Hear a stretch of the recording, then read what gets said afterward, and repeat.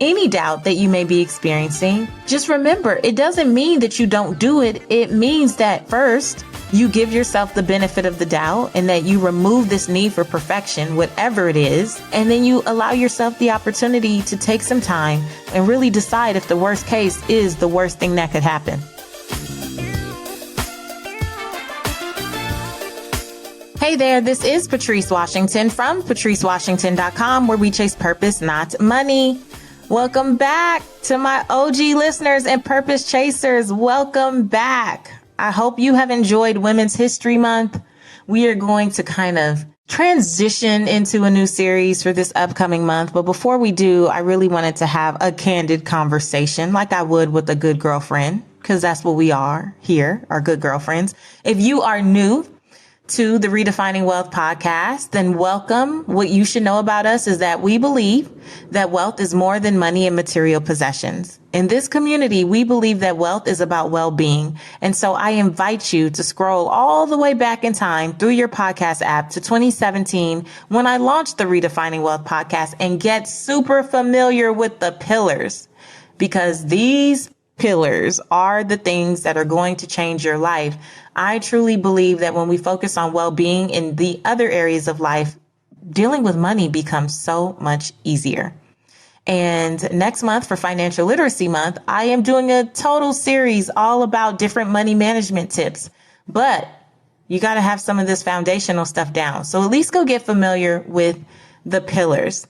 Now, another big thing I have to share with you before I jump into today's topic is that we have made the Purpose Chaser community absolutely complimentary. Yes. In honor of my birthday, I wanted to give myself the gift of engaging more with you guys.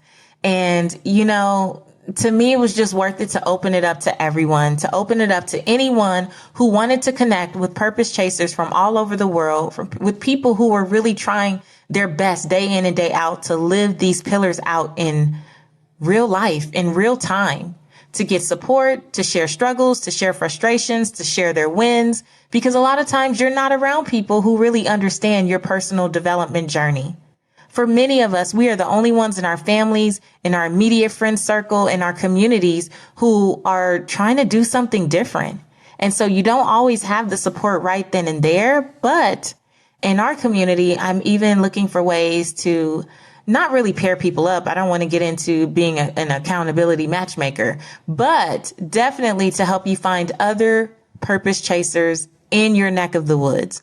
So join us at IamAPurposeChaser.com. We have a new free open community. All you have to do is click one button, put in your email address and all that stuff, and you will get access to us planning a lot of really amazing things there. And you'll also be able to take part in Patrice's Pod Club, which is a book club where we really unpack some of the books that we read here on the podcast. So I'm super excited about that. And even if I don't interview the author of the book, just the books that I'm reading, the things that I'm using to up level my journey to redefining wealth and that I want to share with you more openly. So come join me over there. IamAPurposeChaser.com.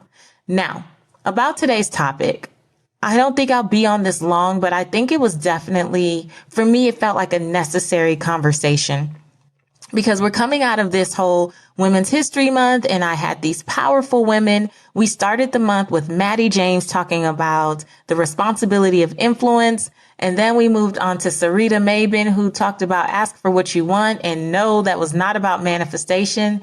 If you are having any challenges with your communication, personally or professionally, then you need to go listen to that episode. Ask for what you want. I've been getting great feedback about that. And then Rachel Luna, who is my girl, she's a little pistol starter. Rachel talked about you're built to survive. And so these powerful women have been sharing on the podcast. And then I hear from you, my powerful community, and I hear you and I see you second guessing and doubting yourself, even in the DMs. And I wanted to talk about that on the heels of this episode, because I think that sometimes we have the perception that because women or people in general are doing amazing things, that they don't deal with the same doubt, that they don't have the same fears, that they don't have the same questions about whether they're worth it or whether what they're doing is worth it or whether people will understand or receive it. Even myself in launching the podcast, which I did in 3 weeks, I had so many doubts coming in. I had so many doubts about launching Redefining Wealth as a brand in general, because I had been known for so long as a finance expert, and I had allowed myself to be put in this box where all I could talk about were budgets and credit reports and investing and retirement, all things that are important and I believe in, but I always knew, and I've always been a lover of financial behavior and psychology, that there was more to it than that. But I had allowed myself to be put in the box. And so when it was time to pop out the box, I doubted whether people would be able to receive it from me. And now looking back almost 2 years, it'll be 2 years this summer since I launched Redefining Wealth, and looking at the lives that have been impacted and the women in my mastermind and the women in my programs and the women that send me DMs every day, man, what a reminder that your doubt does not mean that you should not do it. Doubt does not mean don't do anything. Doubt is doubt, right? And I'm big on digging into definitions. Doubt means to call into question the truth of, to be uncertain. Doubt can mean to lack confidence, to consider unlikely, an inclination not to believe or accept, or an uncertainty of belief or opinion that often interferes with decision making. Now that's the one. An uncertainty of belief or opinion that often interferes with decision making. And that is where so many of us get stuck, because we allow one doubt to take root, and then we allow it to just completely distract us from making a decision, from deciding that I'm going to be committed and no longer interested. I'm going to do whatever it takes to push through, even if that means pushing through my own fear.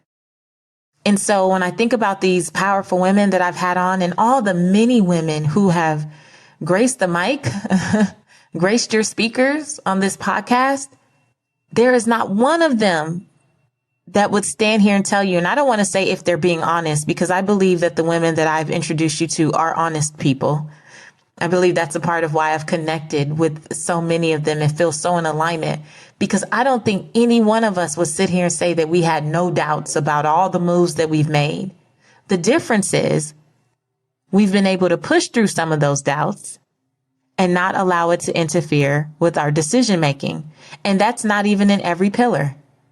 Many of us will tell you that there are doubts, maybe in our personal lives, even if professionally we look like we're killing it.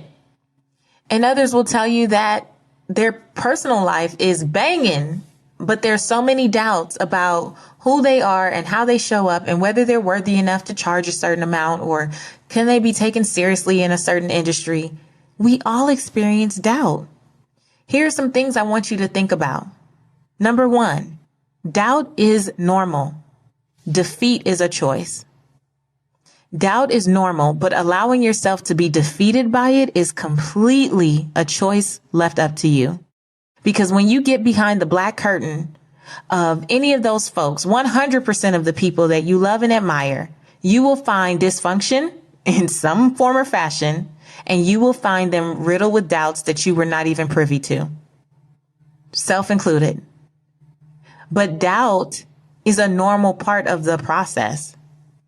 Doubting or considering your ability to get something done or to be seen in a certain way, especially if you've had past failures, especially if you've had seeds planted by others, especially, if you're just new to some subject matter, or you're new to an area, or you're new to anything, of course there's going to be doubt.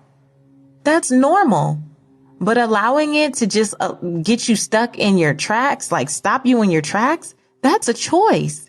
The only difference between the folks that you may admire and adore is that they keep going. They keep trying. They keep showing up. God doesn't require perfection from us, and neither do most humans. No one expects perfection. They may click like on what looks like a perfect picture. They may hit the love button on what looks like a perfect family.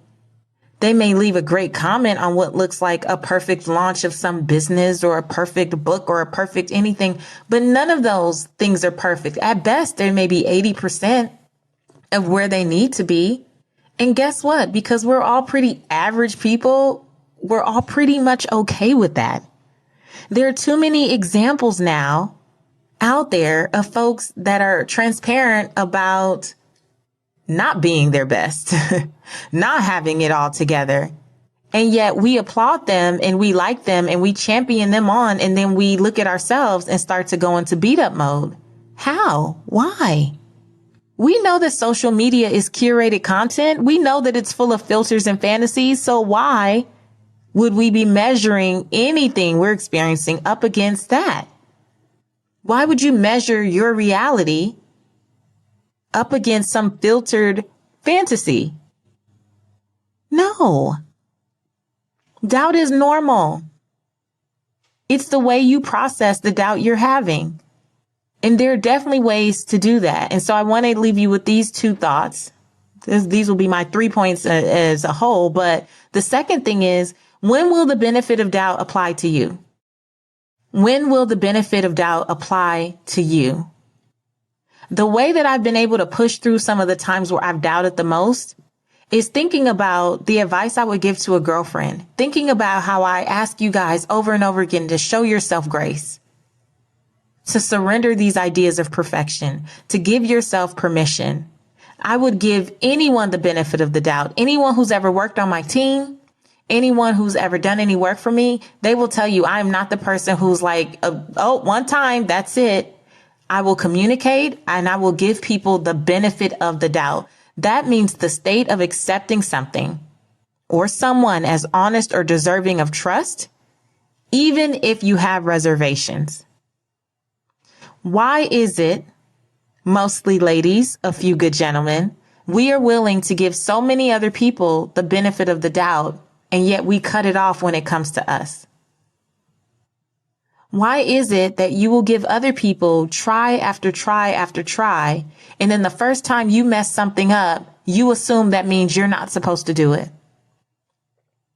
Why is it even when we are paying people to do a job, we will suck it up and suck it up and suck it up and let them go on and on and on? Sometimes, possibly to our own detriment, but we'll let them go on and on much longer than we'll allow ourselves the grace to do that. When will we apply the benefit of the doubt to us? And I've really just been in this season of just giving myself permission in so many different ways and looking at how I can accept myself as deserving of trust, even when I lack clarity, even when I'm not sure of the next best step. Because sometimes what has to be enough is the intention and the motive. Sometimes what has to be enough is just to check your heart and check the motives and what it is you want to do and give yourself the benefit of the doubt. And remember that because most people are not requiring perfection, that others really will extend that grace and give you the benefit of the doubt. And those that don't probably don't necessarily deserve to be immediately around you. But anything that you are looking to launch or, venture out into for the first time, be open and honest about it. One of the ways that I get through the doubt, I just launched a beta course. I won't even tell you the name because it's not about me trying to sell you that. I just launched a beta course to my list. And I did a few group interest calls. And if you're not on the list, you should be, because that's where all the magic goes down. I always offer the things there first. And if it sells out, I never talk about it on the podcast. Perhaps that's where I need to grow as well. But what I'm sharing is, because it's a new model for me and I've always done one-on-one coaching, I was doubting the price point. I was doubting whether I could get people in. I was doubting all these different things, the technique, the funnel, the strategy, the system. And I finally was just like, you know that you provide value. You know your heart is in the right place. You know that you get results for your clients. You got to just give yourself the benefit of the doubt. You have to just trust that putting all this content in one place And doing the work as you are going about doing it is going to be enough. And then you have to be committed to doing it over and over again. Because when doubt creeps in, what we tend to do is jump from thing to thing. And so we doubt ourselves, which leads to us having shiny monkey syndrome. And we test and tweak and test and tweak and test and tweak a million different things instead of testing and testing and testing and testing and testing that one thing. And so one of the things that I've committed to this year is doing less, but going deeper with it and giving myself the benefit of the doubt. And what I was sharing is on the group interest calls that I invited people to from the email list, I tell people straight up, the future price will be this. The current price is this right now in this moment. And you are here as a beta group to help me test this out. So give me the benefit of the doubt that some of this stuff may not be fully functioning, which is why I'm not doing a big launch around it. That's why I'm only going to take 25 people through this content for this period of time. I'm going to fix any and everything I can, but a part of you getting a discount on the course is because I need you to give me the benefit of the doubt. I need you to understand, right? And accept that this is an honest effort deserving of your trust, even if I'm telling you that all of it is not completely done and completely laid out. But trust me, there were enough people who raised their hands to participate, and there were enough people to give the benefit of the doubt. I think the first week something came out, there was supposed to be a fillable PDF. And getting out of my genius, I tried to do like this action guide that comes with it, one of the sections for it on my own, instead of letting my team handle it. And that's their genius. That's what they do, right? And someone was like, hey, this isn't fillable. It's not working the way it's supposed to. But benefit of the doubt. They were kind. She was kind. She was gracious. She was like, hey, just letting you know. Someone else, let us know something else. People will give the benefit of the doubt, but why won't you apply that to yourself? I'm quick to let people know I'm new to this. I'm trying this out. This is a new territory for me. I did an episode called People Want to Support You. And ever since doing that episode, I swear to you, I have found more and more and more support in so many different ways, in so many different pillars, so many different areas of my life. And I maintain it to be true. People want to support you. But you have to apply the benefit of the doubt to yourself and allow the support and let that land. Let that land in your spirit that you are deserving of it and you are worthy of it, and that people want to show you grace and kindness. But they can only do it to the extent that you're willing to show it to yourself and to the extent that you're willing to accept it. And the last thing that helps me push through doubt over and over again is writing out the worst case scenario. Because the truth is, many of us are major motion picture directors. We are so good at taking one little seed of doubt that could have been planted by yourself or someone else and allowing it to spiral into a 2-hour feature film. We got all the actors. We are dreaming in color vividly. We can see everything happening. We can see our demise, our homelessness, our bankruptcy, our foreclosure, sleeping on folks' couch. Like, we can see all of these things with one hint or one whisper of something that plants a seed of doubt. And what I've learned to do is to journal about what's the worst that could happen if something didn't work out. What is really the worst that could happen? Because by the time I start writing things out, I usually realize very quickly that I have gone way too far. And I know if you're going to be honest, you know what I'm talking about. I have made something into the most dramatic scenario possible. And usually it's really simple, and especially when other people are involved. Once I get really clear, I think on the episode, I did an episode called I'm Not Above Backing Out. And I talked about how when we need to excuse ourselves from some things that may have been commitments at one time, but they no longer serve us, we have this worst case scenario that everyone will hate us and people won't speak to us. And they'll feel like we, betrayed them. And there's this whole yelling match and hanging up the phone and nasty email that happens. And over again, it's been proven for myself for sure. But I've heard from you guys, those who have listened and implemented some things from that episode, that people were like, oh, okay, you can't participate in this organization anymore. Okay, well, thank you for everything that you've done to this day. Up until this point, we appreciate you. Or can you just help us, until we get to the annual, whatever, 2 months from now? Okay, cool. Sure. Like, we had a whole saga going on about how everyone else would hate us, but it's good sometimes to just write that out, because if that's the worst that'll happen, but you get your time back and you get your freedom and you get peace and you get sleep, then so be it. But most of the time, it never gets that far. And so to get past the doubt, any doubt that you may be experiencing, just remember, it doesn't mean that you don't do it. It means that first, you give yourself the benefit of the doubt and that you remove this need for perfection, whatever it is, and understand that progress does beat perfection on any day of the week. And then you allow yourself the opportunity to take some time to journal, to write out the worst case scenario and really decide if the worst case is the worst thing that could happen. Because even in some of these worst case scenarios, the level of freedom that you can experience on the other side is completely worth it. Some of you were happy when someone got mad and didn't talk to you anymore. You're like, well, now I don't have to fake with her. Right? Because the truth is, guys, you may never be fearless. I don't even dream of being fearless. I don't even dream of being doubtless. What I dream of is remembering at all times to give myself the benefit of the doubt, to show myself grace, to surrender. Because I believe that doubt can mean slow down. It can mean you need to get some clarity. It can mean find support. It could mean prepare better. It could mean, hey, Patrice, you need to tighten up. You need to buckle down. It can mean any number of things, but it doesn't have to mean defeat.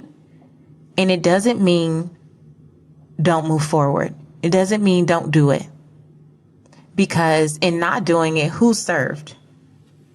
Your doubt isn't even served, because all your doubt will do is move on to the next thing in your life. The best thing you can do for your doubt is to challenge it, is to move forward, is to see some form of success so that the next time doubt arises, you can be like, hey, remember what happened last time? Remember how we overcame that? Remember how it actually turned out better than expected? Remember that it didn't go good, but I learned a great lesson that I can now apply? The best thing you can do for doubt is to go get a win. It's not to sit still. It's not to do nothing. It's to be an example of how you can still be a powerful woman, even with all the doubts that you have today and that you may have for the rest of your life. And this is coming from someone who has been full of different doubts in every pillar at every step of the way. And yet I'm very grateful that in spite of, I've still been able to create a life that I'm proud of. I can look back and think about the times I doubted my television, my television abilities, and the times I doubted whether I could speak on these big stages, or the times that I doubted if I should start this podcast, if I should offer this program or the other, the times that I thought, who am I to put a book out there? Who am I to do any number of things that I've done? And I will say, I have no regrets about any of the things that I've tried, but I'm super pumped about at least 70% of the outcomes. Some things I don't regret. I learned great lessons, not necessarily proud of the outcomes, but 7 out of 10 ain't bad. 7 out of 10 is much better than 0 out of 10 things you never made a move on because you allowed doubt to make you feel like that meant you shouldn't do it. So that's all I have for you today. I hope that it's a blessing. Of course, you can hit me up in social media, Seek Wisdom PCW, and tell me if any of that spoke to you. But I felt this sense, since really digging into these DMs this last month or so, that too many of us were just allowing doubt to hold us back. And the truth is, we all have doubt. And I found myself saying that over and over again. So I thought better just make an episode out of it. If this is something you're struggling with, I also want to recommend that you go back and you listen to a few different episodes. One is Give God Something to Bless. I do believe that'll be a blessing for you. Also listen to Greatness Requires You to Expect Resistance. That's a relatively new one, but definitely one I still get a lot of feedback on. And listen to Commitment Makes the Difference. Because I believe doubt really takes over when we are content with being interested in new things, but not committed to seeing them through no matter what. And that's usually another one. When I get committed to doing something, then doubt or no doubt, here we come. Right. And so that's a really great episode as well. So I hope that's a blessing to you. Again, I would love to see you in the Purpose Chaser community. We'll be discussing these podcast episodes openly. I look forward to soon enough doing what I will call, I think, something like after the episode, where we can jump on a Zoom sometimes or live chat and just really discuss what comes up for you. I'm really excited about that, and just stay tuned. I am really excited about being able to connect and engage with you more. So I am a purposechaser.com. Come on over, totally free. Can't wait to engage with you, learn where you're from, and hopefully create an environment where you can get some support, you can get some open accountability, and you can be connected with purpose chasers near you. And that includes my international listeners, because there are more of you out there than you know.